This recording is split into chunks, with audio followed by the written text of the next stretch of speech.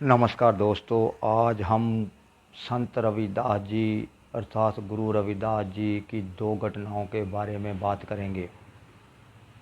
पहली घटना है गुरु रविदास जी और उसके शिष्यों और अनुयायियों के बीच। एक दिन शिष्य और अनुयायी दोनों ही इकट्ठे होकर गुरु रविदास जी से विनती करने लगे कि गुरु जी, क्या हम पवित्र गंगा नदी में स्नान कर आएँ।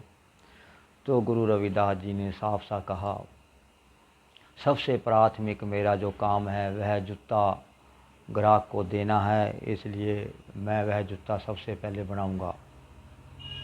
तो कुछ दिन बाद फिर कुछ विद्यार्थियों ने, अनुयायियों ने निवेदन किया कि हम नदी में नहाएं, स्नान कर आएँ। तो गुरु रविदास जी ने एक पंक्ति में जवाब दे दिया, मन चंगा तो कटोरे में गंगा।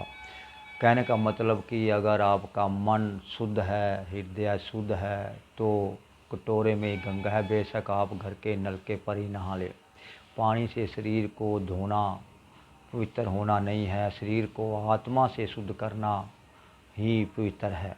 अगर आपकी आत्मा और हृदय शुद्ध है तो आप पवित्र ही हैं, चाहे आप घर के नलके पर ही क्यों ना नहा लें।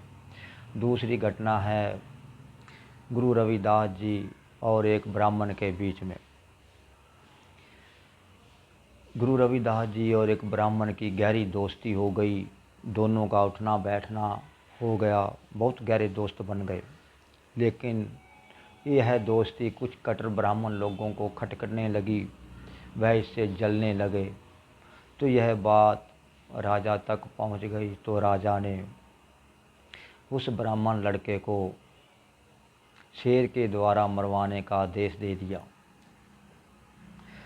जब राजा ने शेर से मरवाने का आदेश दिया तो शेर उस लड़के पर छोड़ा गया। तो शेर एक बार झपट कर आया, परंतु गुरु रविदास जी को, संत रविदास जी को उस लड़के के पक्ष में, उस ब्राह्मण के पक्ष में खड़ा देखकर वह शेर शांत हो गया और वापस चला गया।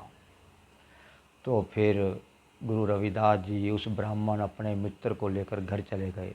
इस बात पर वह जलने वाले ब्राह्मण, यानी कि वह कट्टर ब्राह्मण जो ऊंच नीच को मानते थे, और वह राजा दोनों ही शर्मिंदा हो गए।